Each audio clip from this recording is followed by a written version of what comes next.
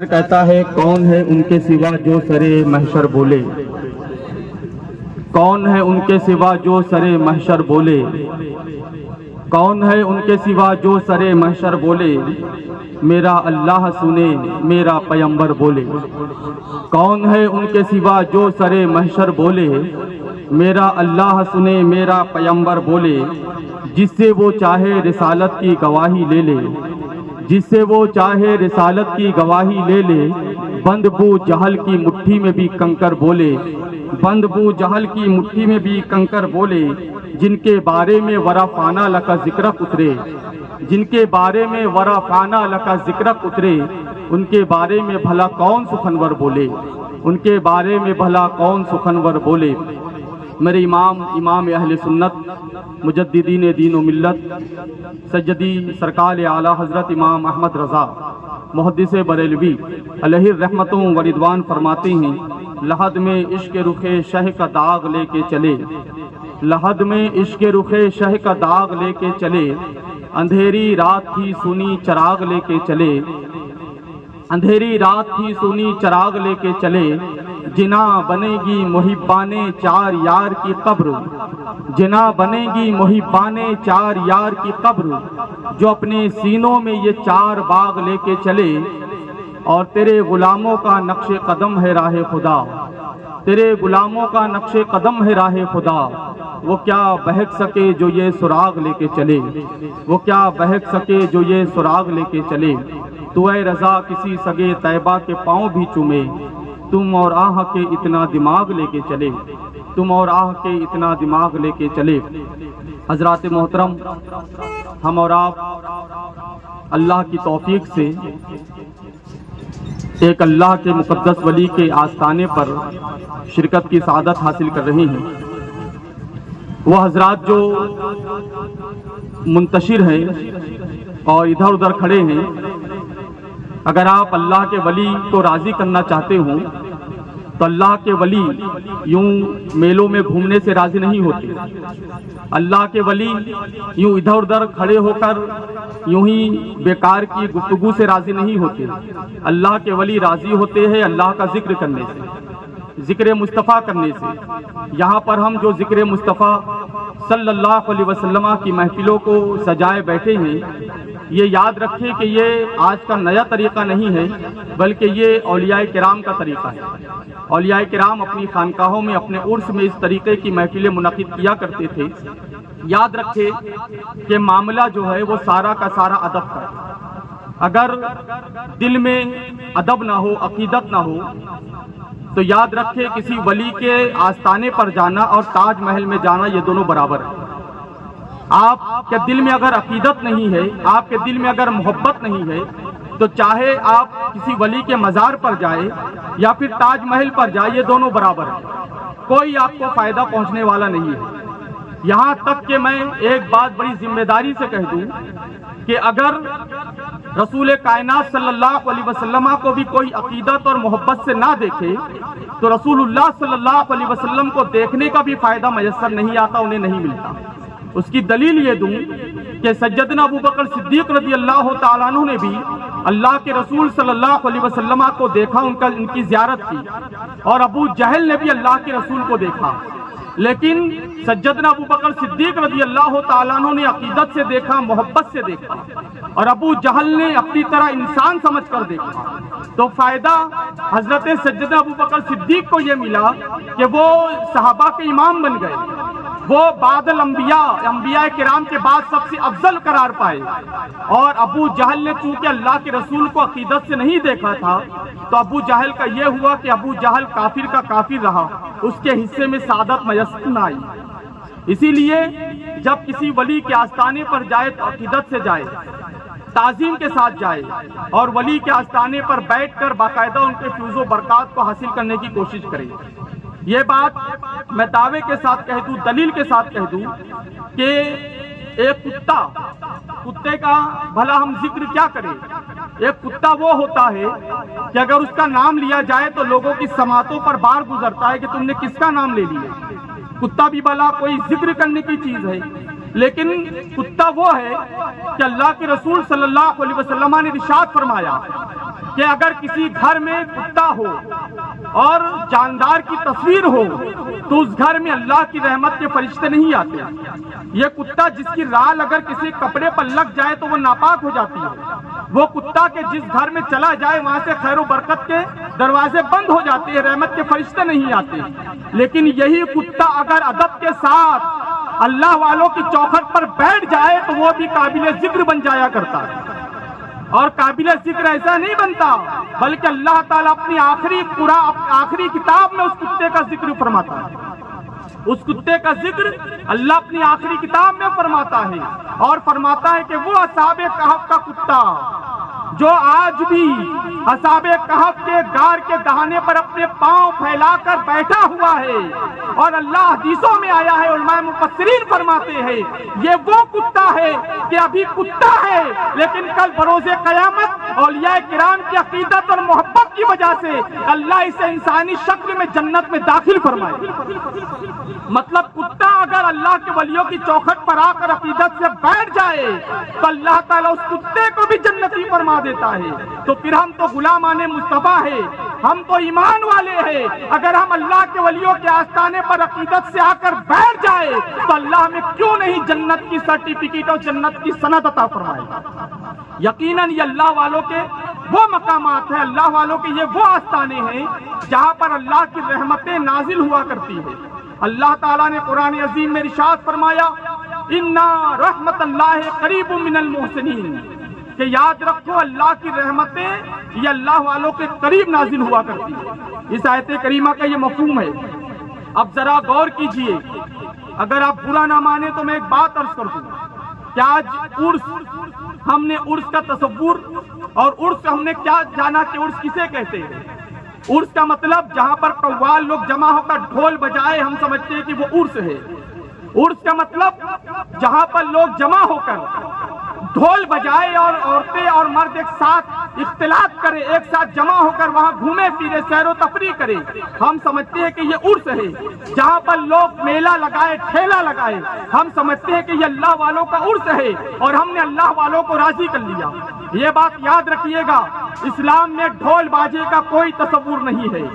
اسلام میں میوزک اور موسیقی کا کوئی تصور نہیں ہے. اگر آپ میری بات کو سمجھ سکتے ہیں تو اگر کوئی بھی سلسلے سے آپ تعلق رکھتے ہو تو سلسلے کی محبت سے پرے آ کر آپ شریعت اسلامیہ کی روشنی میں آ کر سوچیں کہ یہ وہ ڈھول ہے, یہ وہ موسیقی ہے کہ اللہ کے رسول صلی اللہ علیہ وسلم نے ارشاد فرمایا جہاں پر موسیقی بجائی جاتی ہے, جہاں پر مزامیر بجائے جاتے ہیں, جہاں پر ڈھول بجایا جاتا ہے وہاں پر شیطان آ کر رقص کرتا ہے, وہاں شیطان ناچا کرتا ہے. آئے ذرا اللہ والوں کی سیرت تجربہ کا ہم جائزہ لیں کہ اللہ والے بھی جب کسی کے عرس میں آتے تھے, اللہ والے بھی جب کسی کے عرس میں جاتے تھے تو ان کے جانے کا انداز کیا ہوتا تھا. آپ سن رہے میری گفتگو تو آپ اپنے ہاتھوں کو ایک بار سبحان اللہ, ہاتھوں کو اٹھا کر سبحان اللہ بول دیں. ماشاءاللہ آپ مختصر ہیں, آپ کم ہیں, لیکن اتنے سارے لوگوں میں اللہ نے آپ کو چنا ہے اس ذکر کو سننے کے لیے. لوگ آئے ہیں سیر و تفریح کرنے کے لیے, آپ آئے ہیں اللہ کے رسول کا ذکر کرنے کے لیے. تو یہ آپ کی خوش نصیبی ہے کہ لشکر شاہ بابا رحمت اللہ تعالی علیہ نے آپ کو چنا ہے, کیونکہ جب ذکر مصطفیٰ صلی اللہ علیہ وسلم کی محفل سجائی جائے تو ہزاروں لوگوں میں سے اللہ تعالیٰ کچھ ہی لوگوں کو اس محفل کے لیے چنتا ہے, اور آپ کو اللہ نے چنا ہے اس کام کے لیے. تو انشاءاللہ آپ یہاں پر بیٹھے رہیں گے تو جو حضرات پیچھے تشریف فرما ہے اگر انہیں زحمت نہ ہو تو حضرت بابا لشکر شاہ رحمت اللہ تعالی علیہ کے عرس میں آئے ہوئے لوگ ذرا سامنے آ جائیں, سامنے آ جائیں. یہ سامنے کی جو کرسیاں خالی ہیں آپ سامنے آ جائیں. علماء کرام کا قریب سے دیدار کرنا یہ بھی اللہ کی عبادت ہے, اللہ کی عبادت ہے. آپ ان کا دیدار کریں, اللہ تعالیٰ آپ کے نام اعمال میں اضافہ فرمائے گا, نیکیوں میں اضافہ فرمائے گا. تو یہ جو اللہ والے ہوا کرتے تھے, اللہ والے کس طریقے سے اس میں جاتے تھے ذرا آپ غور کریں. آج بھی کچھ لوگ درگاہوں پر آتے ہیں, عرس میں آتے ہیں, تو آپ ذرا ان کے آنے کا انداز دیکھیں آج کے جوانوں کا. ہم نے سنیت صرف درگاہوں تک, چادروں تک, ڈھول باجے تک اور قوالیوں تک محدود کر دی کہ سنیت اس کا نام ہے. یاد رکھیے سنیت کیا ہے، میں آپ کو وہ بتاتا ہوں۔ حضرات ہم جب اولیاء کرام کے آستانے پر آتے ہیں تو آپ دیکھیں بہت سارے لوگ آ رہے ہیں، آنے والوں کا الگ الگ انداز ہے، کوئی ڈھول باجا، کوئی ڈھول پٹتا ہوا آ رہا ہے، کوئی ناچتا ہوا آ رہا ہے، کوئی وہ ہے جو گانا گاتا ہوا آ رہا ہے، آنے والوں کے الگ الگ انداز ہے، اور لوگوں نے سمجھ لیا کہ ہم اس کے ذریعے اولیاء کرام کو راضی کر لیں گے۔ یاد رکھنا یہ اولیاء کرام اس طریقے سے راضی نہیں ہوتے۔ اولیاء کرام راضی کیسے ہوتے ہیں؟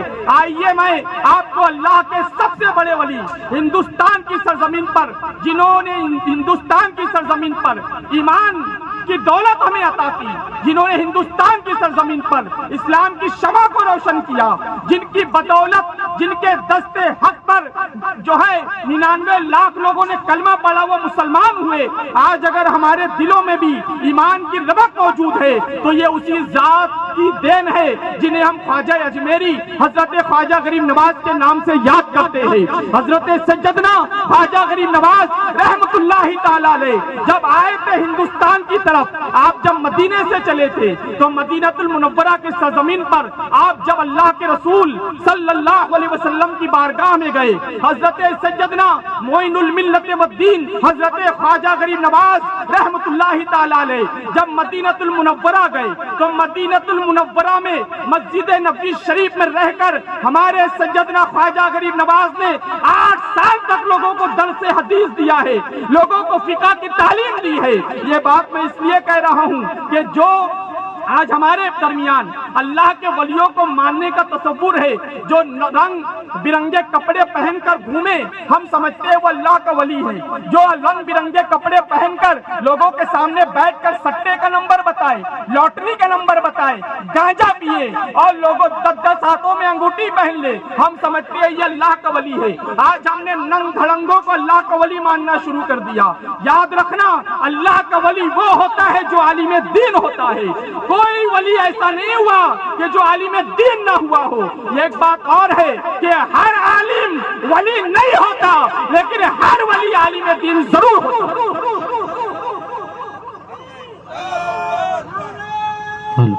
تکبیر، نعرہ رسالت، نعرہ رسالت، خواجہ کا ہندوستان، مذہب اسلام، علماء اہل سنت، ان سے حضرت سید لشکر شاہ رحمۃ اللہ علیہ، نعرہ تکبیر، نعرہ رسالت۔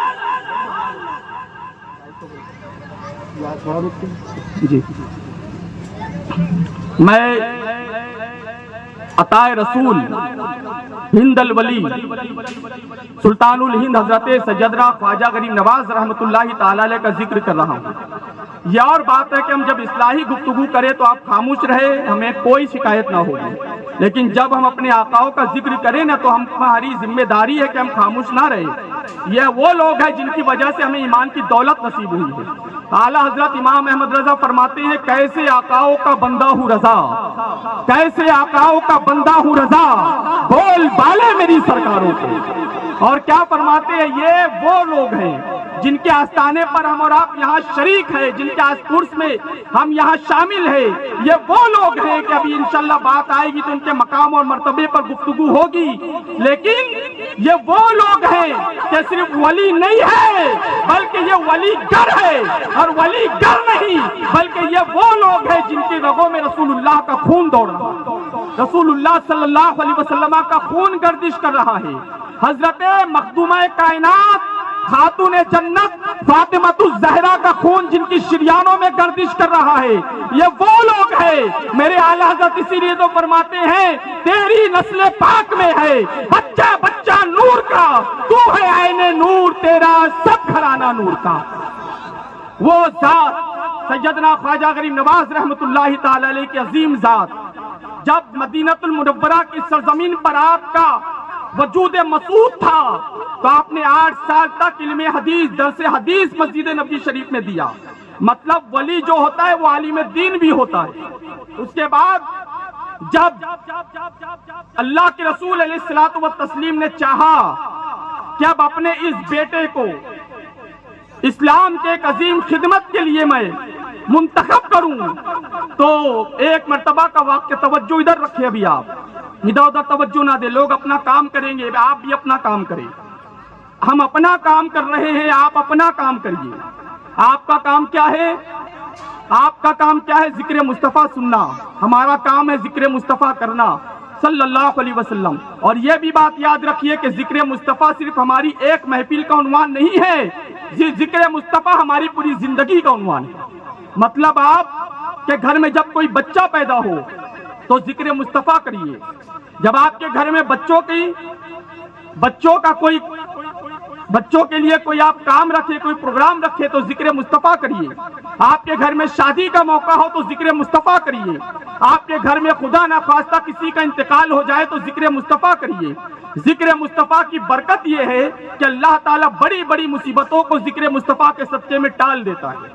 آج سے چند سال پہلے دیکھیں آپ، جب وبائیں پھیلتی تھی، وبا آتی تھی، ابھی چند سال قبل ابھی کورونا وائرس کی وبا آئی تھی تو لوگ ماسک پہن کر گھوم رہے تھے۔ یہ ڈاکٹروں کا کہنا تھا، ٹھیک ہے، اس پر بھی عمل کیا جائے گا، لیکن پہلے جب وبائیں آتی تھی تو لوگ ماسک پہن کر نہیں گھومتے تھے۔ پہلے جب وبائیں آتی تھی تو لوگ کثرت سے ذکر مصطفیٰ کرتے تھے، اور ذکر مصطفیٰ صلی اللہ علیہ وسلم کی بدولت اللہ تعالیٰ اس وبا کو، اس بیماری کو لوگوں سے دور فرما دیتا تھا۔ بات دور نکلیں گی، میں اپنے عنوان پر آؤں۔ سیدنا خواجہ غریب نواز رحمۃ اللہ تعالیٰ علیہ مدینہ المنورہ کی سرزمین پر موجود ہیں، بے شمار لوگ وہاں پر، ہزاروں کا مجمع ہے۔ روضہ رسول صلی اللہ علیہ وسلم سے جو اللہ کے رسول علیہ الصلوۃ والسلام کے روضے کے جو خادم تھے وہ باہر آئے۔ باہر آنے کے بعد انہوں نے کہا کہ تم میں سے وہ کون ہے جس کا نام معین الدین ہے؟ یاد رکھیں، معین الدین یہ نام نہیں ہوتا، معین الدین یہ لقب ہوتا ہے، مطلب دین کا مددگار۔ تو دین کا مددگار، آپ کا نام تھا محمد حسن، خواجہ غریب نواز رحمۃ اللہ علیہ کا نام کیا تھا؟ آپ بھی ذرا بول دے، کیا نام تھا؟ محمد حسن۔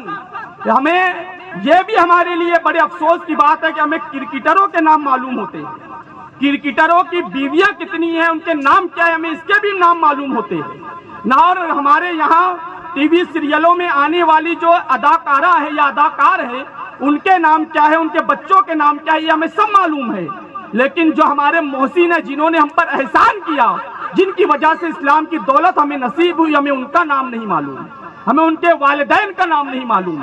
حضرت خواجہ غریب نواز رحمۃ اللہ علیہ کے والد کا نام کیا ہے؟ محمد حسن۔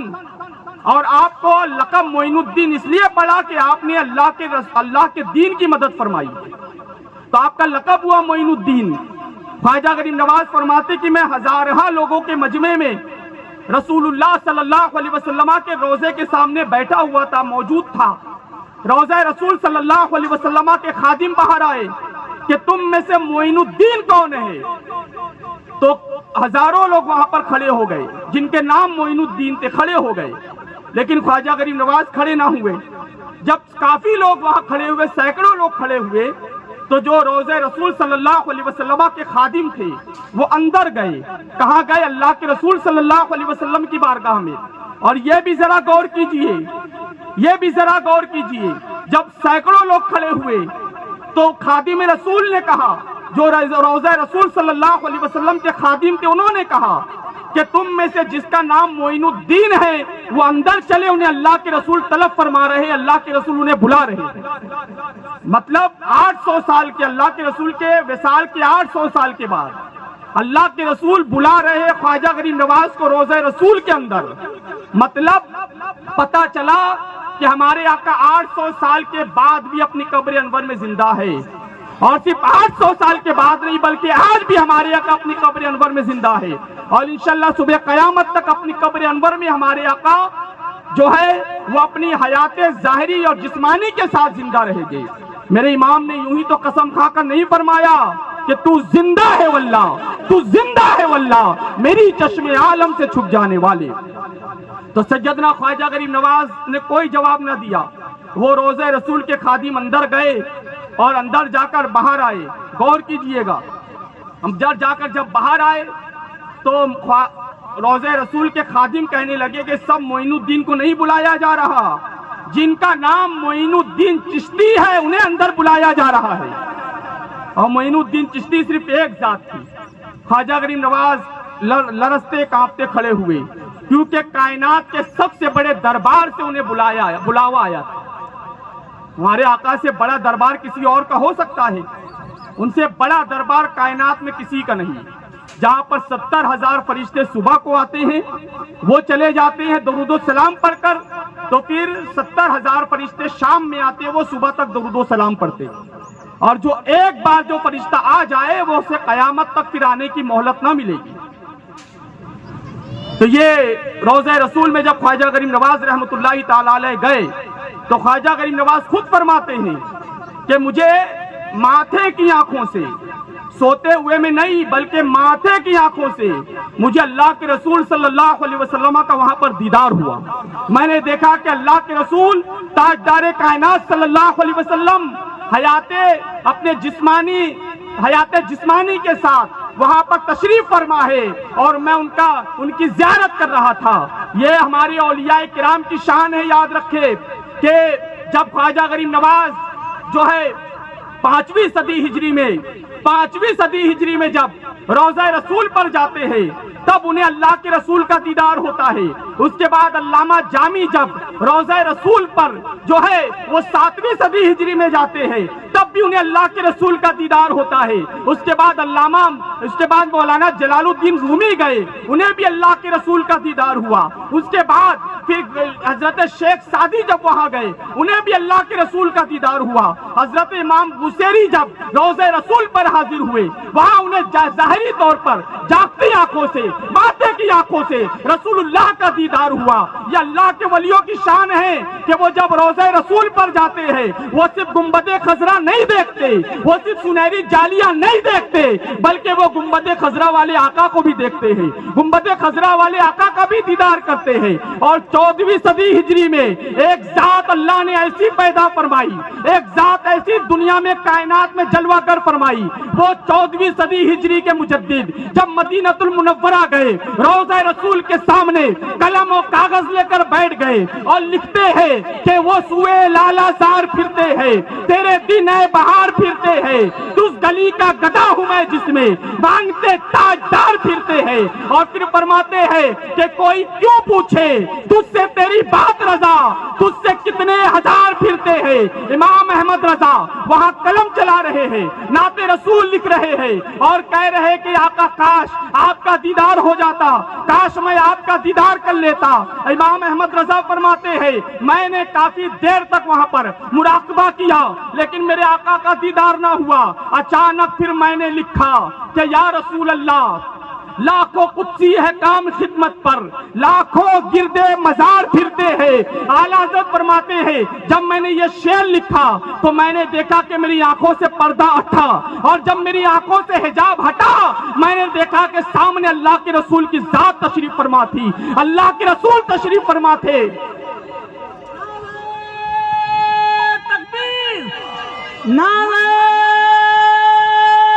رسالت، مذہب اسلام، مسلک اعلی حضرت، کلام اعلی حضرت، نعرہ تکبیر، نعرہ رسالت.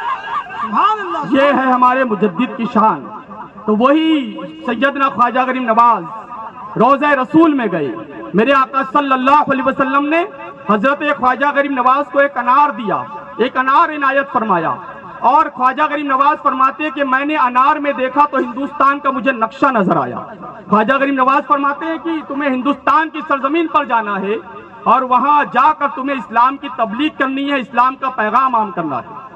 خواجہ غریب نواز رحمۃ اللہ علیہ جب ہندوستان کی سرزمین پر آئے تو آنے کے بعد آپ نے یہاں پر کم و بیش ایک روایت کے مطابق آپ نے یہاں پر 80 سال رہ کر خدمت دین کی اور 99 لاکھ لوگوں کو آپ نے کلمہ پڑھایا اور انہیں مسلمان کیا. اب یہ خواجہ غریب نواز رحمۃ اللہ علیہ کی ذات ہوئی.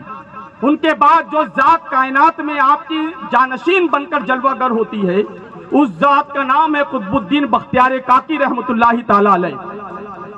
حضرت خواجہ قطب الدین بختیار کاکی رحمۃ اللہ تعالی علیہ یہ وہ ذات ہے کہ جب خواجہ غریب نواز رحمۃ اللہ تعالی علیہ کا وصال ہو گیا جب آپ کا وصال ہو گیا، آپ کو قبر انور میں جب دفن کیا گیا، تو جب آپ کا پہلا عرس مبارک آیا، خواجہ غریب نواز رحمۃ اللہ تعالی علیہ کا پہلا عرس مبارک، یہ بھی عرس ہے جسے جہاں پر ہمارا یہاں جلوہ فرما ہے، یہ بھی عرس ہے۔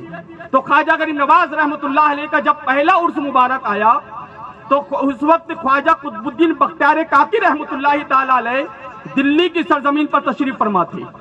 تو خواجہ قطب الدین بختیار کاکی رحمۃ اللہ تعالی علیہ نے سوچا کہ میرے پیر و مرشد کا عرس ہے اور مجھے وہاں پر حاضر ہونا ہے، مجھے وہاں پر حاضر ہونا ہے۔ تو خواجہ قطب الدین بختیار کاکی دلی سے چلے اجمیر مولا کی سرزمین کے لیے، وہ بھی پیدل چلے، پاؤں میں جوتے چپل نہ تھے، برہنہ پا چلے۔ اور جیسے آج ہم ولیوں کے آستانے پر ڈھول بجاتے ہوئے آتے ہیں، ناچتے گاتے ہوئے آتے ہیں، اور کبھی آرکیسٹرا کے ساتھ آتے ہیں، کبھی مٹکا پارٹی والوں کے ساتھ آتے ہیں، یہ ہمارا انداز ہے اور ہم نے اس کو سنیت سمجھ لیا۔ یاد رکھنا، سنیت یہ نہیں ہے جو آج ہم نے اپنے طریقے سے سنیت کو سمجھ لیا۔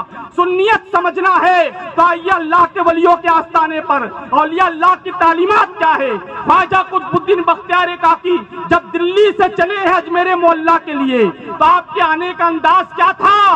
آپ جب چلتے تھے 11 قدم چلنے کے بعد آپ 2 رکعت نفل نماز ادا فرماتے تھے۔ دلی سے جب آپ اجمیر مولا کے لیے چلے ہیں تو فوائد الفوائد میں لکھا ہوا ہے کہ دلی سے اجمیر مولا تک آنے کے لیے جو راستہ آپ نے طے کیا، ہر 11 قدم پر 2 رکعت نفل نماز، اور آپ نے 40 مرتبہ قرآن عظیم کو ختم فرمایا۔ یہ کیا ہے؟ یہ اللہ کے ولیوں میں کے آستانے پر آنے کا طریقہ ہے۔ اس طریقے سے اگر ہم اللہ کے ولیوں کے آستانے پر آئیں گے تو اللہ تعالیٰ میں اولیاء کرام کے فیض و برکات سے مالا مال فرمائے گا۔ ایک بات اور بتاؤں گا آپ کو، بات وہ کتے کی چل رہی تھی، بات آگے بڑھی، میں اپنے موضوع پر پھر دوبارہ پلٹ کر آؤں گا۔ بات وہ کتے کی چل رہی تھی، وہ کتا کہ اگر کسی گھر میں ہو تو پھر وہ گھر میں اللہ کی رحمت کے فرشتے نہیں آتے، اگر تصویر ہو جاندار کی یا کتا ہو۔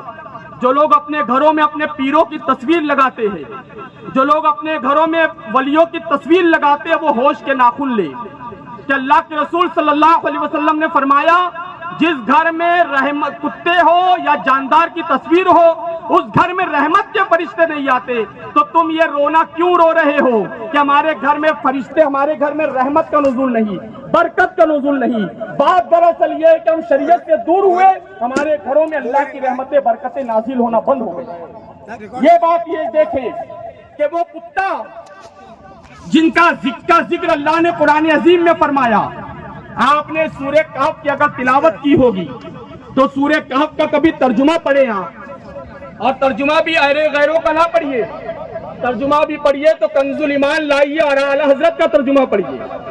جب مارکیٹ میں دکانوں پر آپ جائیں قرآن عظیم لینے کے لیے تو ترجمے والا جب قرآن لے تو یہ کہے کہ مجھے اعلیٰ حضرت کا کنز الایمان چاہیے، اسی اعلیٰ حضرت کے ترجمے کو آپ کبھی سورہ کہف کا ترجمہ پڑھیں۔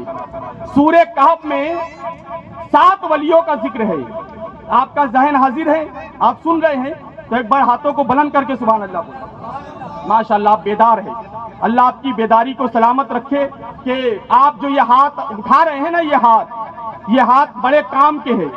ایک شاعر نے کہا ہے کہ کوئی لیڈر نہ منسٹر نہ سپاہی دے گے، ذرا سبحان اللہ بول دیا، کوئی لیڈر نہ منسٹر نہ سپاہی دے گے، جو خوشی دلی کے محبوب الہی دے گے، ان کے نام پر ہاتھوں کو اٹھائے رکھیے، آپ کے حق میں یہ محشر میں گواہی دیں گے، آپ کے حق میں یہ محشر میں گواہی دیں گے۔ اور یہ جو ہم ذکر کر رہے ہیں، ذکر کس کا ہے؟ یہ کربلا والوں کا ذکر ہے۔ یہ حضرت بابا سید لشکر شاہ رحمۃ اللہ تعالی علیہ، جو وہ شہید بھی ہے، ولی بھی ہے، آل رسول بھی ہے، یہ کربلا سے ان کا سلسلہ نسب جا کر ملتا ہے، کربلا والوں سے ان کا سلسلہ نسب جا کر ملتا ہے۔ آج اگر ہمارے گھروں میں اگر ہمارے بچے اچھے لقمے کھا رہے ہیں تو یہ کربلا والوں کا صدقہ ہے۔ آج اگر ہمارے گھروں میں بہترین دسترخوان سج رہے ہیں تو انہی اللہ والوں کا صدقہ ہے۔ شاعر نے کہا ہے کہ در شبیر کی مٹی جو سر کا تاج ہو جائے، در شبیر کی مٹی جو سر کا تاج ہو جائے تو تقدیر کی پھر تو میرے معراج ہو جائے. ارے خیرات دینا بند کر دے یہ کربلا والے, یہ دنیا دانے دانے کے لیے محتاج ہو جائے. نعرہ تکبیر, نعرہ رسالت, مذہب اسلام, علماء اہل سنت, خواجہ کا ہندوستان. نعرہ تکبیر, نعرہ رسالت. کون دیتا ہے دینے کو منہ چاہیے, دینے والا ہے سچا ہمارا نبی. بولیے کون دینے والا ہے سچا ہمارا نبی. آپ بھی ہاتھوں کو اٹھا کر بول دے بھائی, دینے والا ہے سچا ہمارا نبی, دینے والا ہے سچا ہمارا نبی. اور یاد رکھے قرآن عظیم میں 7 ولیوں کا ذکر ہے.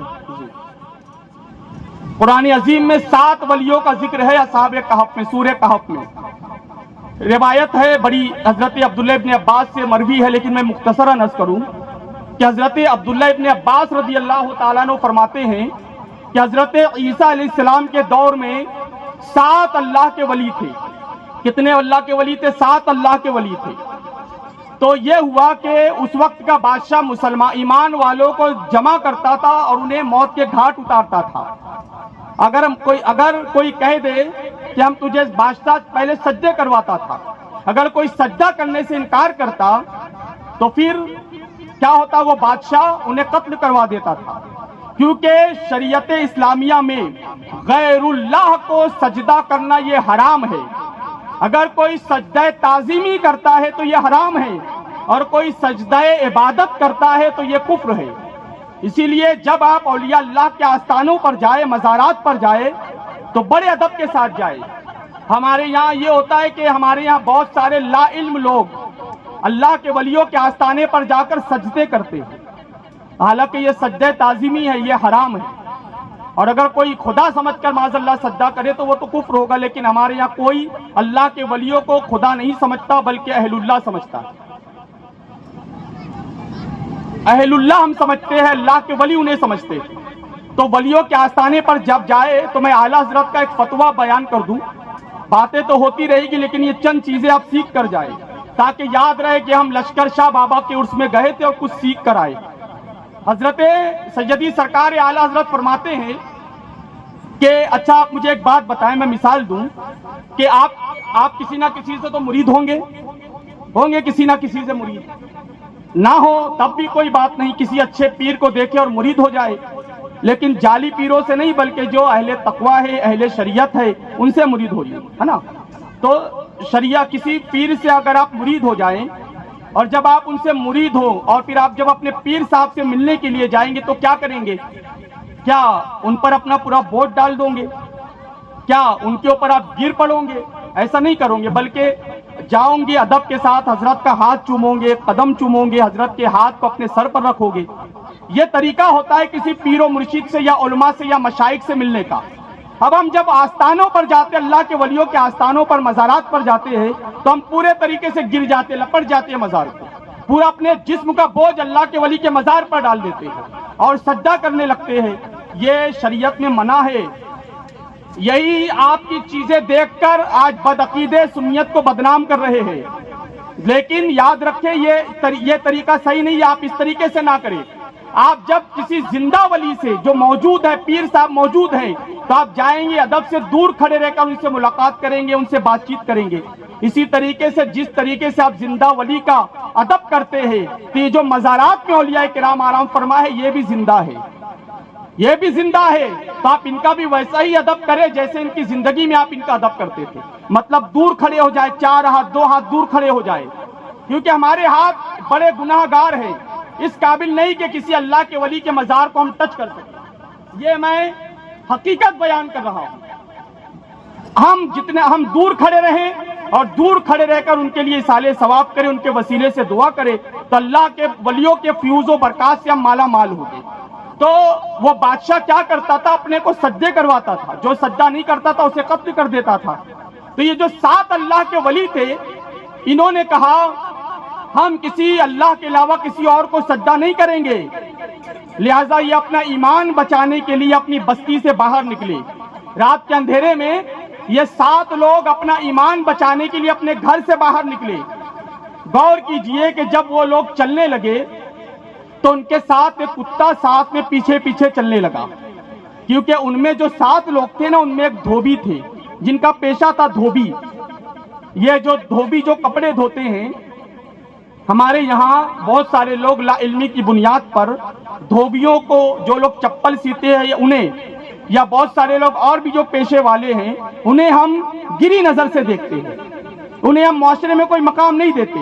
ایک بات یاد رکھیے گا کہ حلال رزق چاہے وہ کوئی بھی ہو، اگر کوئی کباڑی کا کام کرتا ہے حلال طریقے سے تو وہ بھی جائز ہے اور وہ اس میں کوئی شرم نہیں آنی چاہیے. اگر کوئی دھوبی کا کام کرتا ہے جائز طریقے سے، اس میں بھی کوئی شرم نہیں آنی چاہیے.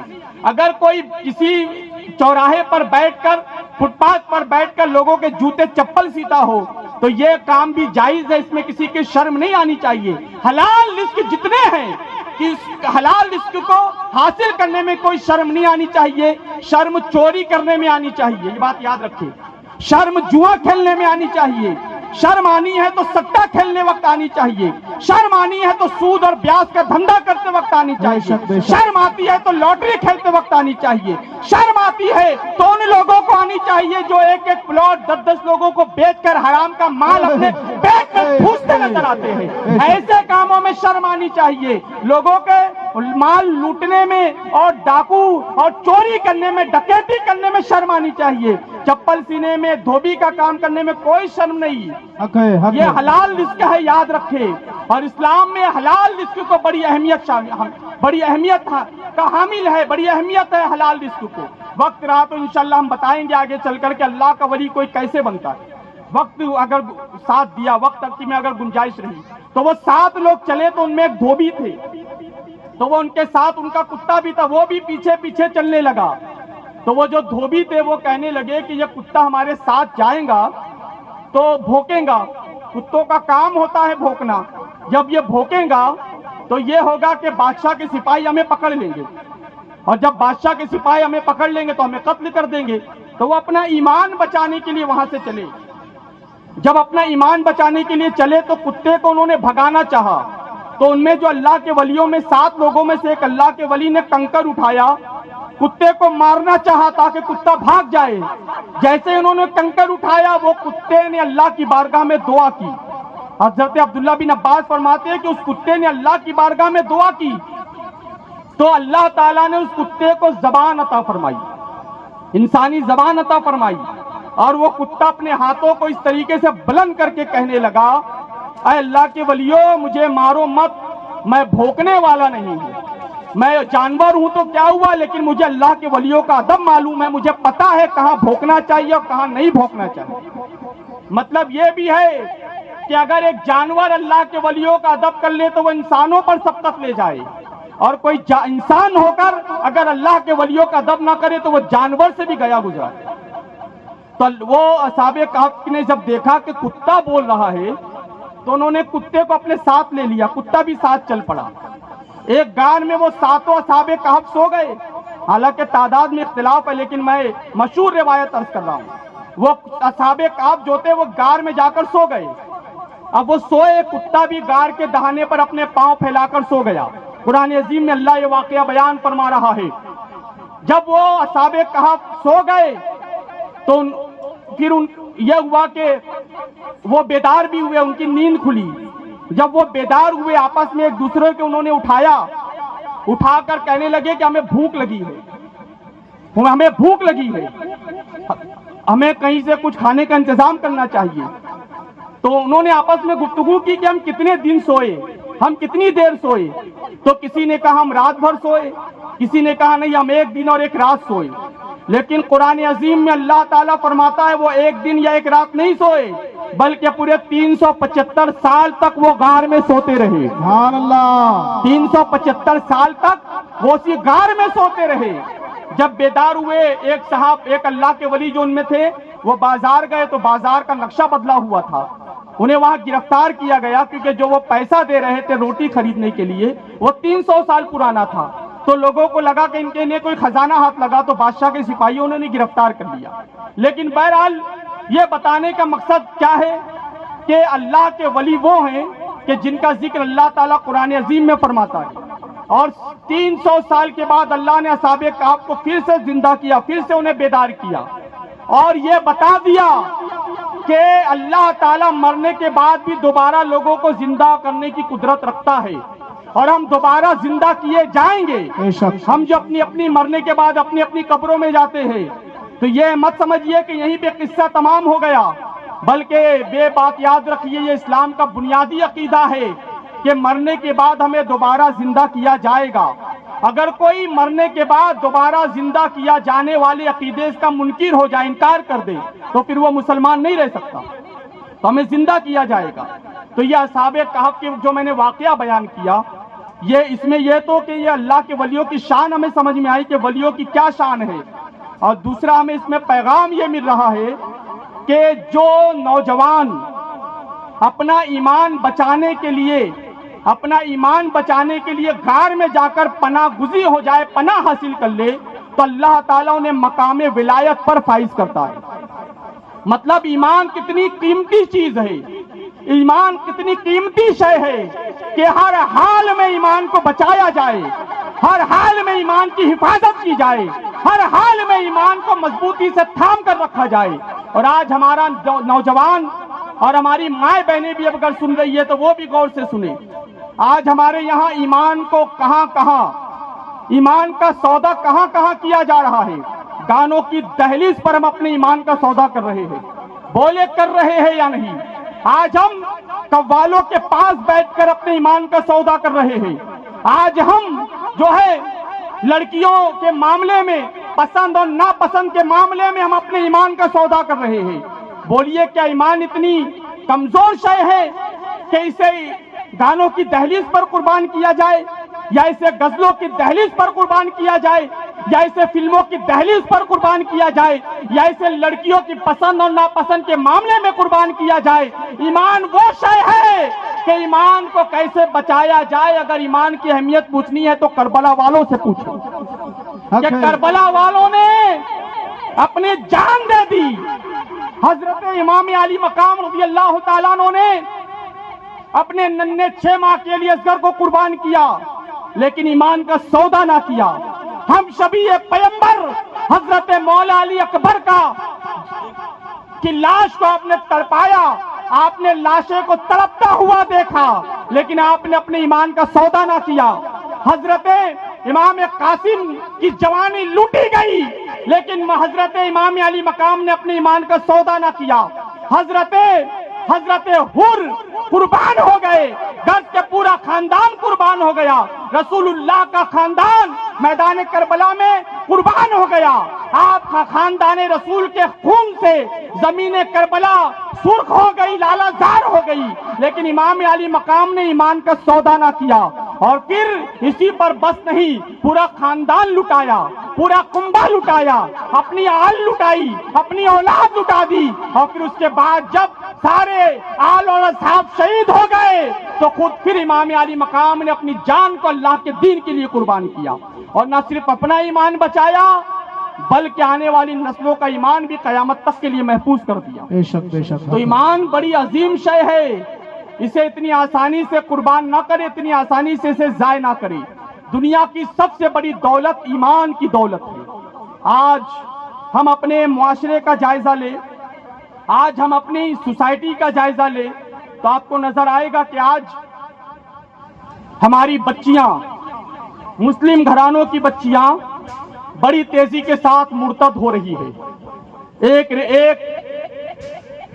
میگزین کی سروے رپورٹ کے مطابق ایک سال میں, یہ 2025 جو ابھی گزرنے والا ہے, گزرا بھی نہیں ہے, ایک سال مکمل ہونے کو ہے, 6 لاکھ مسلمان بچیوں نے اپنے ایمان کا سودا کیا. 6 لاکھ, یہ تعداد بڑی عظیم تعداد ہے, بہت بڑی تعداد ہے. یہ بچیاں جو غیروں کا ہاتھ تھام کر پارکوں میں گھوم رہی ہے, یہ بچیاں جو اپنے ایمان کا سودا کر رہی ہے, یہ کیا ہے؟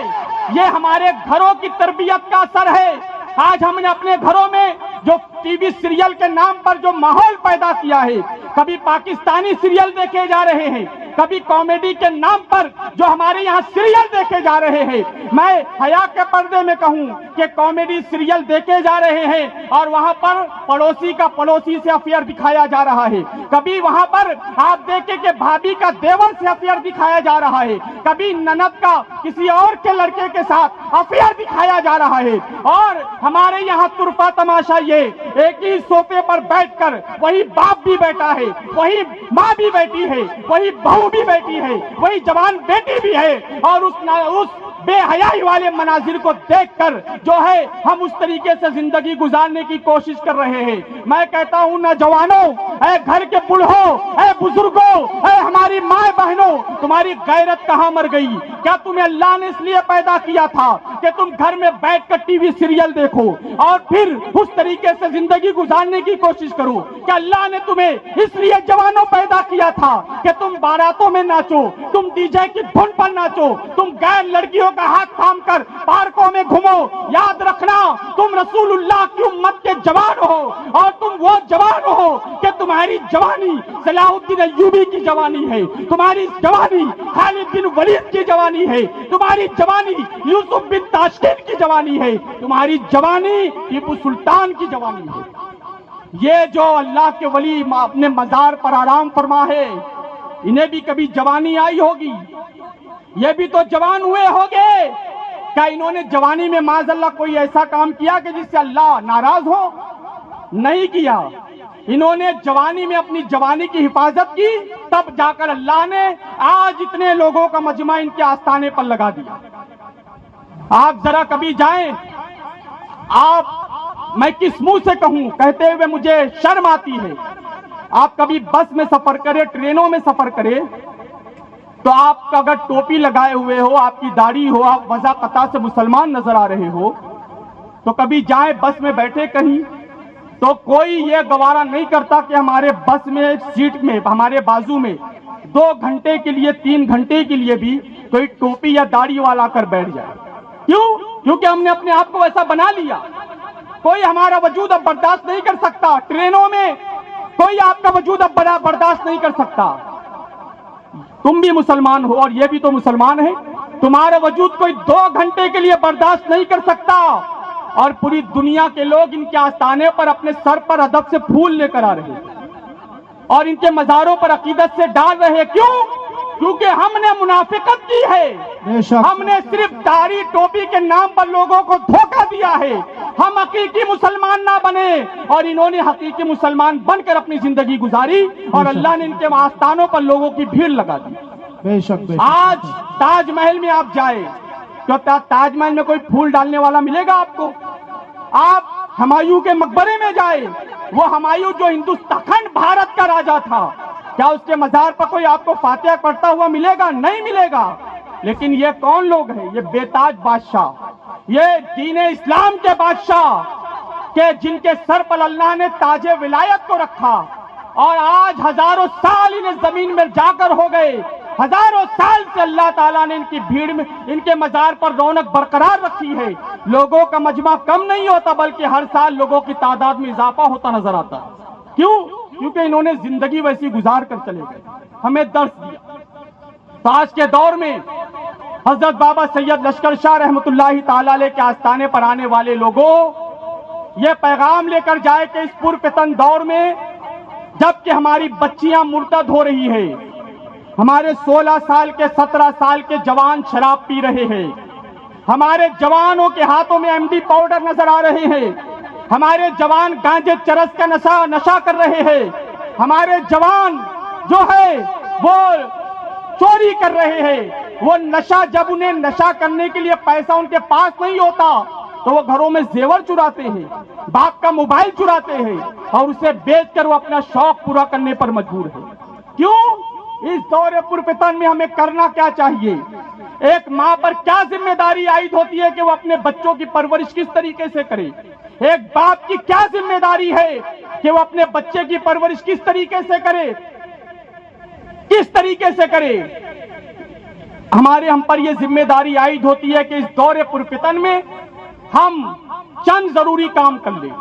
सारी दुनिया से तवज्जो हटा दे, सारी दुनिया से हम मुंह मोड़ ले और सिर्फ 3 काम में लग जाए।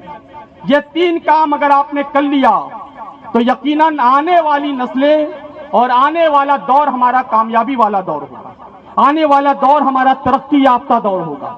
वो दौर क्या है, वो 3 काम क्या है जो हमें करना है? सबसे पहले आप दीनदार बन जाए, दीनदार बन जाए। दीनदारी का मतलब सिर्फ दाढ़ी और टोपी की हद तक नहीं, दाढ़ी और टोपी तो सब रख लेते हैं, लेकिन हकीकत में दीनदारी क्या है मैं आपको बताऊं।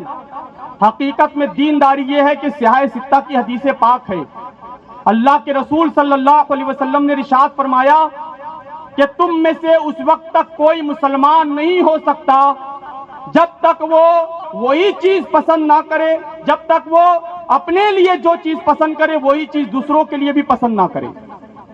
समझे आप? मेरे आका सल्लल्लाहु अलैहि वसल्लम की हदीस पाक है कि तुम में से उस वक्त तक कोई कामिल मुसलमान नहीं हो सकता जब तक जो चीज वो अपने लिए पसंद करता है वो दूसरों के लिए पसंद ना करे। बोलिए क्या ये हमारी जिंदगी में इस हदीस पर अमल है? अगर हमारे यहाँ किसी पड़ोसी के यहाँ किसी बच्ची को अच्छा रिश्ता आ जाए तो एक पड़ोसी ये भी गवारा नहीं करता कि उससे अच्छा रिश्ता कैसे आ गया। हम बर्दाश्त करते हैं, बल्कि हमारे यहाँ के बाज घरों की औरतें नकाब पहनकर निकलती है और जाकर उस अच्छे रिश्तों को तोड़ने की फिक्र में लग जाती है कि ये अच्छा रिश्ता इनके घर आ कैसे गया।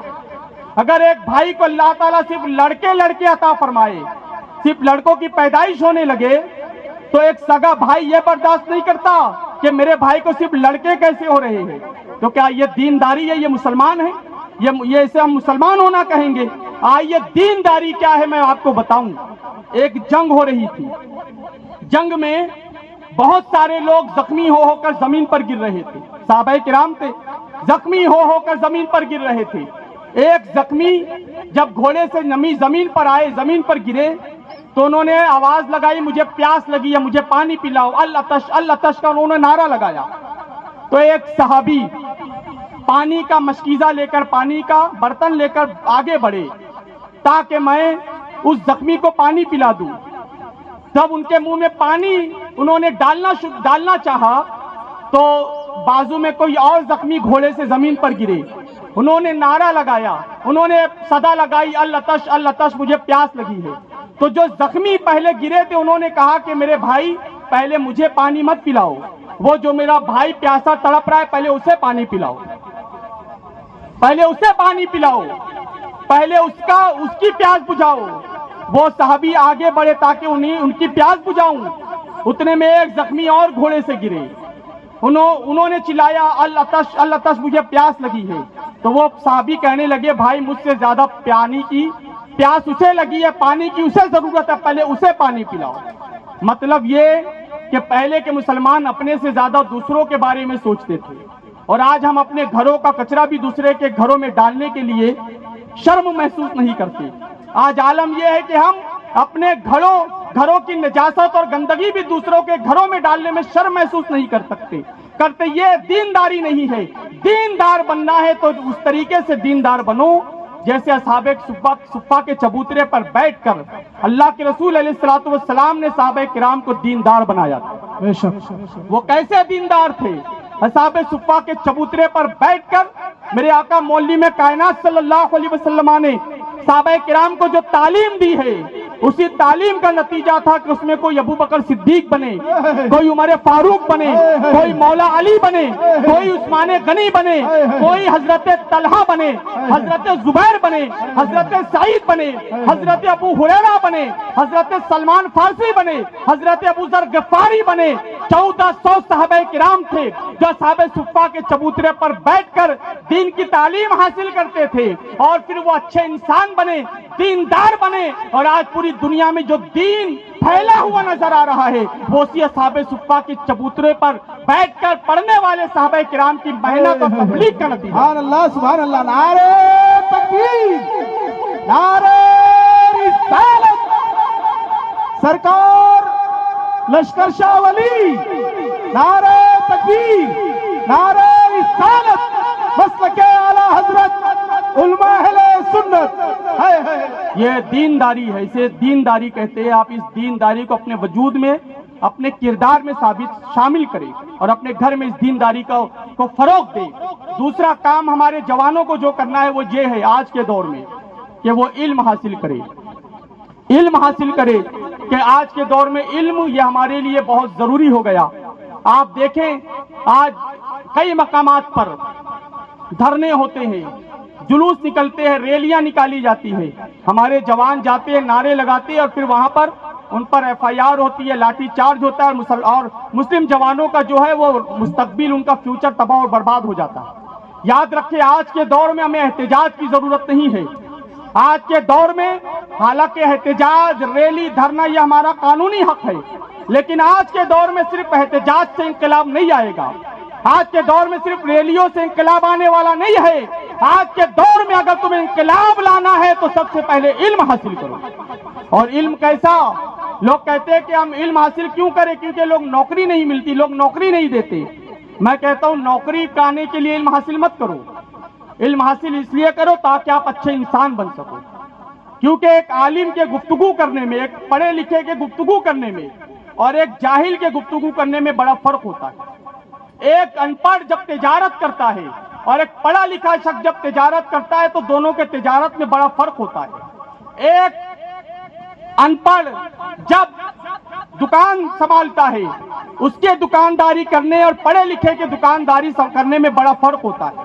تو علم اس لیے حاصل کرو تاکہ آپ اچھے انسان بن سکو۔ اور تیسری بات جو میں کہنے جا رہا ہوں وہ یہ کہ آپ مالدار بنو۔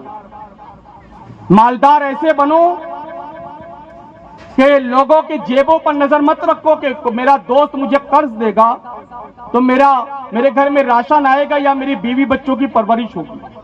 اس لیے ایسے انسان نہ بنو۔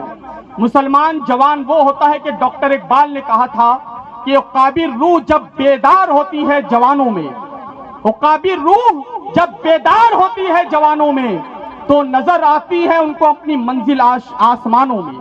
اور ڈاکٹر اقبال نے کہا تھا نہیں تیرا نشے من قصر شاہی کے گنبد پر، نہیں تیرا نشے من قصر شاہی کے گنبد پر، تو شاہین ہے بسیرا کر پہاڑوں کی چٹانوں پر۔ مطلب جوان، مسلم جوان تو اپنی زندگی آرائش میں، عیش و عشرت میں مت گزار، بلکہ محنت کر اور مالدار بن۔ لوگوں پر بوجھ نہ بن بلکہ لوگوں کا بوجھ کم کرنے والا بن۔ اور یہ کام کب ہوگا؟ جب ہم مالدار بنیں گے۔ لیکن مالدار پب جی گیم کھیل کر بننے کی کوشش نہ کرنا، سٹا لگا کر مالدار بننے کی کوشش نہ کرنا، سٹے اور اس کے بعد سود کا، بیاج کا کاروبار کر کے مالدار بننے کی کوشش نہ کرنا، یا پھر ایک ایک پراپرٹی، ایک ایک پلاٹ 10-10 لوگوں کو بیچ کر مالدار بننے کی کوشش نہ کرنا، بلکہ رزق حلال حاصل کرو اور رزق حلال کے ذریعے مالدار بننے کی کوشش کرو۔ اللہ تعالیٰ نے رزق حلال میں بڑی برکت عطا فرمائی۔ جو جوا کھیلتا ہے تو اللہ کے رسول صلی اللہ علیہ وسلم نے ارشاد فرمایا جو ہم تاش کے پتے کھیلتے ہیں، حالانکہ بہت سارے لوگ ٹائم پاس اور اپنے شوق پورے کرنے کے لیے بھی تاش کے پتے کھیلتے ہیں۔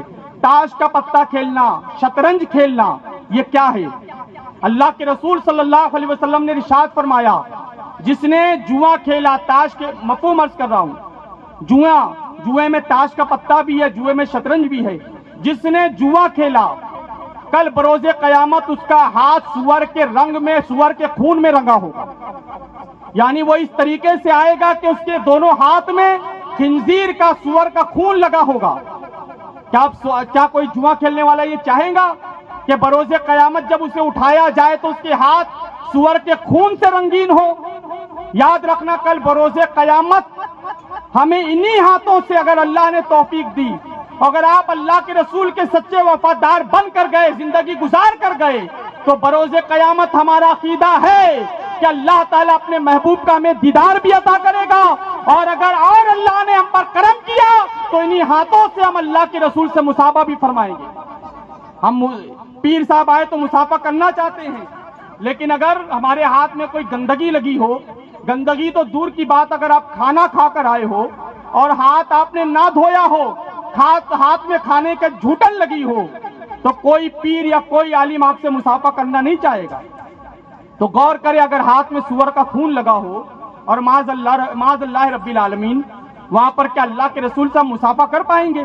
نہیں کر پائیں گے۔ اس لیے جوئے سے دور رہو، جوئے سے باز آ جاؤ۔ یہ موضوع لوگوں کو بڑا برا لگتا ہے کہ یہ جوا اور سٹا کیا لے کر بیٹھ گئے، لیکن میں بتاؤں یہ جوا اور سٹا یہ وہ برائی ہے کہ مرنے والا، جب جوا کھیلنے والا، سٹا کھیلنے والا جب مرے گا تو اللہ تعالیٰ مرتے وقت اس کا ایمان اس سے چھین لے گا، وہ کفر کی حالت میں مرے گا۔ اس سے بہتر، اس سے زیادہ بڑی وعید اور کیا ہوگی؟ اسی لیے مالدار بنو تو جوا سٹا کھیل کر مال حرام کے ذریعے نہ بنو۔ مالدار بننا ہے تو حلال رزق کماؤ، اور حلال رزق کمانے کے لیے اگر چنا بھی بیچنا پڑے تو چنا بیچو۔ حلال رزق کمانے کے لیے اگر آپ کو پھل فروٹ کی دکان لگانی پڑے تو دکان لگاؤ، ٹھیلا چلاؤ، لیکن حلال رزق کماؤ۔ آج ہمارا جوان سوچتا ہے کہ ہم چھوٹے چھوٹے کام کیوں کریں۔ میں بتاؤں آپ کو، ہمارے جوانوں کو تجارت کرنے میں اور بازاروں میں جا کر اپنے مال بیچنے میں، فروخت کرنے میں شرم آتی ہے۔ یاد رکھیے، ہم اس پیغمبر کے ماننے والے ہیں صلی اللہ علیہ وسلم، جس پیغمبر نے ملک شام کے بازار میں کھڑے ہو کر، حضرت سیدہ خدیجہ الکبریٰ کے مال کو، مال تجارت کو بیچا ہے۔ کیسے بڑی بھی کوئی بات ہمارے لیے ہوگی کہ وہ رسول کہ جو سارے کائنات کے سید و سردار ہیں، جن کے صدقے میں کائنات بنائی گئی، وہ رسول ملک شام کے بازار میں کھڑے ہو کر تجارت کر رہے ہیں، کپڑا بیچ رہے ہیں، تو ہمارے جوانوں کو بھی شرم کیوں آتی؟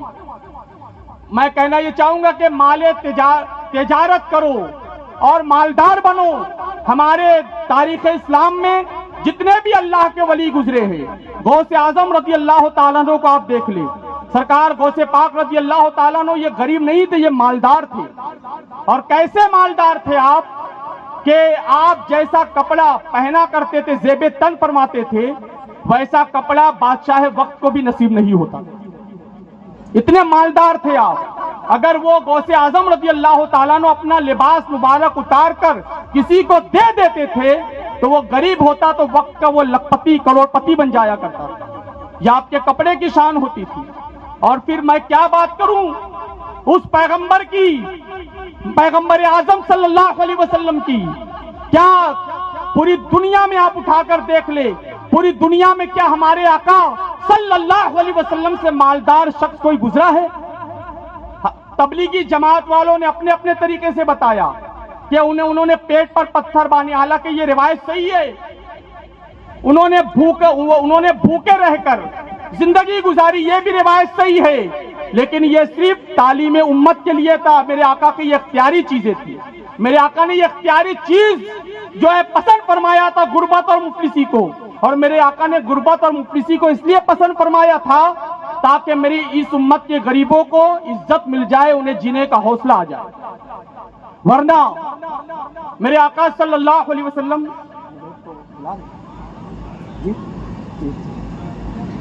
آقا کریم صلی اللہ علیہ وسلم سے بڑا مالدار آپ کو کائنات میں کوئی اور نظر نہیں آئے گا۔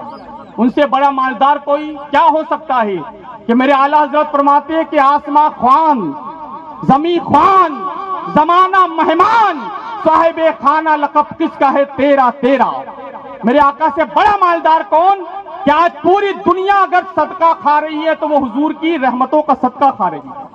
پوری دنیا حضور کی دسترخوان ہے، اور ہم آپ جو کچھ کھا رہے ہیں، ہمیں جو کچھ نعمتیں مل رہی ہے، یہ حضور کے صدقے میں مل رہی ہے۔ اللہ کے رسول صلی اللہ علیہ وسلم نے کبھی بھوکے رہ کر بھی امت کو درس دیا، اور کبھی آپ نے بکرے کا گوشت بھی تناول فرمایا، کبھی میرے آقا صلی اللہ علیہ وسلم نے پیون لگے ہوئے لباس کو بھی زیب تن فرمایا، اور کبھی ہمارے آقا صلی اللہ علیہ وسلم نے 5 اونٹ بیچ کر اپنے لیے ایک جبہ بھی خریدا جو سب سے قیمتی جبہ کہلاتا تھا۔ مطلب یہ کہ ہم جو کہتے ہیں کہ نہیں ہم غریب بن کر زندگی گزاریں گے کہ یہ ہمارے آقا کی سنت ہے، یہ غلط ہے۔ آپ مالدار بنو، تجارت کرو، اور یہ اللہ کے ولیوں کی تعلیمات یہ ہے کہ آپ مالدار بن کر زندگی گزارو تاکہ آپ کے بچوں کا مستقبل روشن ہو، آپ اپنے بچوں کو بہتر سے بہتر تعلیم دلا سکو۔ بس آخری بات عرض کر کے گزر جاؤں، کیونکہ یہاں پر ہماری مائیں بہنیں بھی نظر آ رہی ہے، خواتین اسلام بھی نظر آ رہی ہے. میں آخری پیغام دے کر گزر جاؤں. بات وہ چل رہی تھی کہ اس دور میں سب سے بڑا فتنہ جو ہے وہ اس دور میں ارتداد کا فتنہ ہے. ہماری بچیاں غیروں کا ہاتھ تھام کر جا رہی ہے اور اپنے دین اور اپنے ایمان کا سودا کر رہی ہے. یہ تربیت گھر سے ملنی چاہیے اپنی اولادوں کو. ہماری اولادوں کو یہ تربیت گھر کے ماں باپ دیں گے, کوئی باہر والا نہیں دے گا. یاد رکھیے گا, ایک ماں جو ہوتی ہے اس کی گود اس کی اولاد کے لیے سب سے پہلا مدرسہ, سب سے پہلا اسکول, سب سے پہلا کالج, سب سے پہلا یونیورسٹی کہلاتی ہے. اگر مائیں ٹی وی سیریل دیکھے گی تو اولاد بھی ٹی وی سیریل دیکھ کر بڑی ہوگی. اگر مائیں گھر میں بیٹھ کر موبائل پر, فیس بک, یوٹیوب پر اور ٹک ٹاک پر ناچنے گانے والی ریل دیکھے گی تو ہمارے گھروں میں جو بچیاں اور بچے پرورش پا رہے ہیں وہ بھی ناچنے گانے والے بن کر پیدا ہوں گے. یاد رکھنا, یہ جو اللہ کے ولی پیدا ہوتے ہیں یہ اللہ کے ولی کیوں بنتے ہیں؟ اللہ ہر ولی کہ آپ زندگی کا جائزہ لے, چاہے وہ خواجہ غریب نواز ہو, وہ سرکار تاج الاولیاء ہو, وہ خواجہ نظام الدین محبوب الہی ہو, سرکار قطب الدین بختیار کاکی ہو, وہ صابر پیا کلیری ہو, سارے اولیاء کرام کی زندگی کا جائزہ لے. ان کی تربیت کے پیچھے ان کی والدہ اور ان کی ماں کا ہاتھ تھا. ان کی ماں نے ان کی تربیت ویسی کی کہ اللہ نے انہیں ولایت کے مقام پر فائز کیا. کیا تم نہیں دیکھتے کہ سرکار خواجہ سرکار غوث اعظم رضی اللہ تعالیٰ عنہ, جن کے نام سے ہم 11ویں شریف کی نیاز کھاتے ہیں یا بڑے شوق سے کھاتے ہیں, کھانی بھی چاہیے, کرنی بھی چاہیے, اس میں کوئی ممانعت نہیں, یہ برکت والی چیز ہے. لیکن ساتھ ساتھ نماز بھی پڑھنی چاہیے. وہ نماز, وہ نیاز اور وہ فاتحہ اللہ کی بارگاہ میں قبول نہیں ہوں گی جس گھر میں لوگ نماز نہیں پڑھتے, صرف فاتحہ دیتے. نماز والے بھی بنیے اور نیاز والے بھی بنیے. ہم نے بارہا دیکھا کہ لوگوں کو مغرب کے بعد فاتحہ دلانی ہوتی ہے اپنے گھروں میں, اور گھر کے کوئی فرد جا کر مسجد کے دروازے پر کھڑے ہو جاتے. اندر لوگ نماز پڑھ رہے ہوتے, ان صاحب کو فاتحہ دلانا ہے تو مؤذن صاحب کا, امام صاحب کا انتظار کرتے کہ وہ آئیں گے تو ہم فاتحہ دلائیں گے. مطلب خود نماز پڑھنے کی توفیق نہیں ہو رہی اور سمجھ رہے کہ فاتحہ کر کے ہم جنتی بن جائیں گے. یاد رکھیے, جو فاتحہ نماز چھوڑ کر کری جائے گی, جو 11ویں نماز چھوڑ کر کری جائے گی, کل بروز قیامت اللہ آپ کے منہ پر مار دے گا. ایسی 11ویں اور ایسے فاتحہ کی کوئی ضرورت نہیں ہے, نہ غوث اعظم کو نہ اللہ کے ولیوں کو. یاد رکھیے, نماز بھی پڑھیے, فاتحہ بھی کرے, تب جا کر آپ کو اللہ تعالیٰ فیض و برکات سے مالا مال فرمائے گا. یہ بات یاد رکھیے. گھر میں ہمارے یہاں جو بچے تربیت پاتے ہیں وہ ماں کی گود سے تربیت سیکھتے ہیں, تربیت پاتے ہیں. سرکار غوث اعظم رضی اللہ تعالیٰ عنہ کی عمر 4 سال کی ہوئی. یہ واقعہ میں بارہا بیان کر چکا ہوں, لیکن چونکہ بات ولیوں کی ہے, بات ہو رہی ہے حضرت بابا سید لشکر شاہ رحمۃ اللہ تعالیٰ علیہ کی, اور ہم سلطان اولیاء کا ذکر نہ کریں تو ہماری محفل ادھوری کہلائے گی. اگر ہم سرکار غوث اعظم کا ذکر نہ کریں تو پھر میں سمجھتا ہوں ہماری محفل کا مقصد حل نہیں ہوگا. سرکار غوث اعظم رضی اللہ تعالیٰ عنہ, یہ وہ ذات کہ آپ کی عمر 4 سال کی ہوئی. آپ بہت دیر سے خاموش بیٹھے, ایک بار ذرا بول دے اپنے, میں جو کہہ رہا ہوں آپ ذرا ایک بار اسے دوہرا دے. کتنی سال کی عمر ہوئی سرکار غوث اعظم کی؟ 4 سال کی عمر. 4 سال کی عمر سرکار غوث اعظم کی ہوئی. اور ایک بار میں چاہوں گا غوث اعظم کے بارگاہ میں ہم حاضری لگا لیں اور ہاتھوں کو بلند کر کے کہہ دیں یا غوث اعظم. ابھی بھی کچھ لوگوں کے ہاتھ نیچے ہیں, میں دعا کرتا ہوں اللہ ان ہاتھوں کو سلامت رکھے. ہاتھوں کو بلند کر کے ایک بار بول دیں یا غوث اعظم رضی اللہ تعالیٰ عنہ. میرے غوث اعظم فرماتے ہیں, بغداد والے شہنشاہ فرماتے ہیں کہ جب تک میں نہیں چاہتا کوئی میرا نام بھی نہیں لے سکتا, اور جب میں چاہتا ہوں تو لوگوں کے لبوں پر میرا نام آتا ہے, اور جب کوئی میرا نام لے لیتا ہے تو پھر اللہ تعالیٰ اس کی مصیبت کو دور کر دیتا ہے. یہ غوث اعظم رضی اللہ تعالیٰ عنہ کی شان ہے. سرکار غوث اعظم فرماتے ہیں کہ سرکار غوث اعظم کی والدہ 4 سال کی عمر میں آپ کو لے کر مدرسہ گئی. جب مدرسہ گئی تو 4 سال کی عمر میں 2 اساتذہ 2 حافظ صاحب کے سامنے سرکار غوث اعظم بیٹھے تشریف فرما ہوئے, تو پڑھایا گیا آپ کو بسم اللہ الرحمن الرحیم, پھر سورہ فاتحہ پڑھائی گئی. تو سرکار غوث اعظم رضی اللہ تعالیٰ عنہ فرماتے ہیں کہ استاذ محترم اب یہاں سے میں خود پڑھنا چاہتا ہوں. سرکار غوث اعظم نے 4 سال کی عمر میں پڑھنا شروع کیا تو الف لام میم سے شروع کیا اور 18 پارے تک آپ نے بلا دیکھے منہ زبانی آپ نے 18 پارے اپنا اساتذہ کو سنا دیے، 18 پارے آپ نے منہ زبانی سنا دیے. کتنی سال کی عمر میں؟ شاید آپ بھول گئے، پھر سے دوہرا دے، 4 سال کی عمر میں سرکار غوث اعظم 18 پاروں کے حافظ بن کے مدرسہ گئے.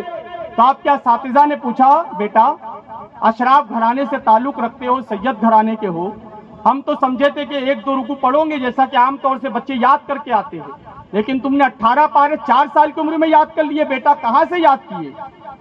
تو سیدنا شہنشاہ بغداد رضی اللہ تعالیٰ عنہ فرماتے ہیں کہ میرے اساتذہ سے ادب سے کہ حضور میری جو والدہ ہے ام الخیر فاطمہ، میری والدہ کو 18 پارے مزبانی یاد ہے.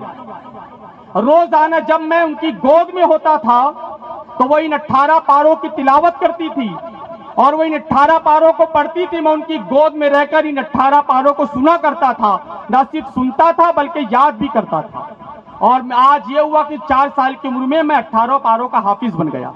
مطلب یہ کہ ماں اگر حافظ قرآن ہو تو بیٹے حافظ قرآن ہوتے ہیں، ماں اگر گھر میں نیک ہو تو بیٹے نیک پیدا ہوتے ہیں، ماں اگر متقی پرہیزگار ہو بچے متقی پرہیزگار پیدا ہوتے ہیں، ماں اگر اللہ کی ولیہ ہو تو بیٹے بھی اللہ کے ولی پیدا ہوتے ہیں. ارے جن کی ماں قرآن پڑھتی ہے بیٹے حافظ قرآن ہوتے ہیں. آج میں آپ کو یہ بات بتاؤں اور ذہن میں اس بات کو آپ اچھی طریقے سے یاد کر لیں کہ جن کے گھروں میں کبھی کبھی قرآن کی تلاوت ہوتی ہے، جن کے گھروں میں صرف مہینوں میں قرآن عظیم کھولا جاتا ہے، جن کے گھروں میں صرف رمضان قرآن عظیم کی تلاوت ہوتی ہے، تو ایسے گھروں کے بچے کبھی مسجد کے محراب میں قرآن سناتے ہیں، ایسے گھروں کے بچے کبھی مسجد کے منبر پر قرآن سناتے ہیں، ایسے گھروں کے بچے کبھی تراویح کی شکل میں مسجد کے مصلوں پر قرآن سناتے ہیں. اور جن کی ماں فاطمہ ہو، جن کی ماں شہزادی رسول ہو، جن کی ماں مخدومہ کائنات ہو، جن کی ماں جو ہے جنتی عورتوں کی سردار ہو، وہ خاتون جنت جب گھر میں قرآن پڑھتی ہے تو چکی چلاتے ہوئے قرآن پڑھتی ہے، کھانا بناتے ہوئے قرآن پڑھتی ہے، کپڑا دھوتے ہوئے قرآن پڑھتی ہے. اور جب ایسی ماؤں کے بچے بڑے ہوتے ہیں تو پھر کربلا میں سر کٹنے کے بعد بھی یہ قرآن عظیم سناتے نظر آتے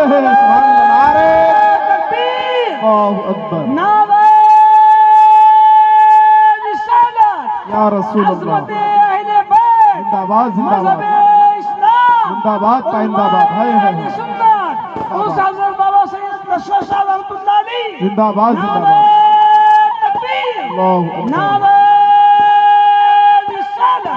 تو انشاءاللہ آپ ایک ولی کے آستانے پر آئے ہیں. بڑی طویل گفتگو ہوئی، اب کیونکہ حضرت بھی تشریف لانے والے ہیں تو میں یہ کہہ کر رخصت ہونا چاہتا ہوں کہ ولیوں کے آستانے پر آئے ہیں تو یہ پیغام لے کر جائے کہ ولیوں کے وفادار بن کر زندگی گزاریں گے، اولیاء کرام کی تعلیمات پر عمل کریں گے. جس مقصد کے لیے اولیاء کرام نے اپنی زندگی قربان کر دی اسی مقصد کو لے کر ہم زندگی گزاریں گے اور اللہ تعالیٰ اسی کے ذریعے ہماری دنیا اور آخرت کو کامیاب فرمائے گا. اللہ رب العزت حضرت بابا سید لشکر شاہ رحمۃ اللہ تعالی علیہ کے فیض و برکات سے مالا مال فرمائے. استغفر اللہ ربی من کل ذنب واتوب الیہ، لا الہ الا اللہ محمد رسول اللہ صلی اللہ تعالی علیہ وسلم. السلام علیکم.